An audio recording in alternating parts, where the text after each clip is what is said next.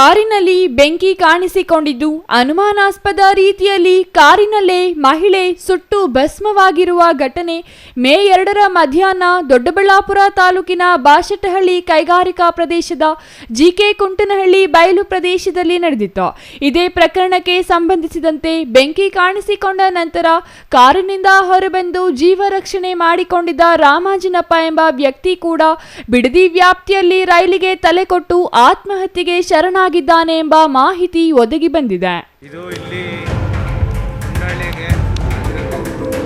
Car ಬೆಂಕಿ ಅನ್ಕೊಂಡು ಉರಿತಾ ಇತ್ತು. ಇಲ್ಲಿ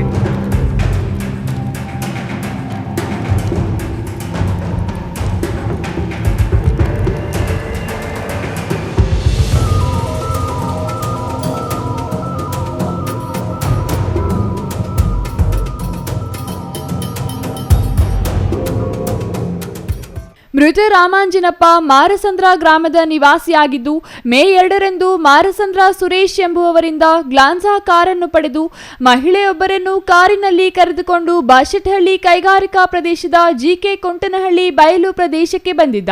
ಈ ವೇಳೆ ಕಾರಿನಲ್ಲಿ ಬೆಂಕಿ ಕಾಣಿಸಿಕೊಂಡಿದ್ದು ಘಟನೆಯಲ್ಲಿ ಮಹಿಳೆ ಸುಟ್ಟು ಕರಕಲಾಗಿದ್ದಳು. ಆದರೆ ರಾಮಾಂಜಿನಪ್ಪ ಪ್ರಾಣಾಪಾಯದಿಂದ ಪಾರಾಗಿದ್ದ. ಸ್ಥಳದಲ್ಲಿ ಮೊಬೈಲ್, ಶರ್ಟ್ ಎಸೆದು ಅಲ್ಲಿಂದ ಪರಾರಿಯಾಗಿದ್ದ. ಘಟನೆ ನಂತರ ತಲೆಮರೆಸಿಕೊಂಡಿದ್ದ. ಇದೀಗ ರೈಲಿಗೆ ಸಿಲುಕಿ ಆತ್ಮಹತ್ಯೆಗೆ ಶರಣಾಗಿರುವುದು ಹಲವು ಸಂಶಯಕ್ಕೆ ಕಾರಣವಾಗಿದೆ. ಗೌರಿಬಿದನೂರು ಮೂಲದ 35 ವರ್ಷದ ಸುಜಾತ ದೇವನಹಳ್ಳಿ ಮೂಲದ ವ್ಯಕ್ತಿಗೆ ಮದುವೆ ಮಾಡಿಕೊಡಲಾಗಿತ್ತು.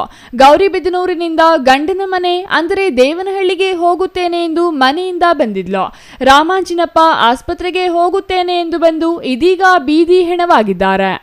Mahesh, CTV news, Doddaballapura.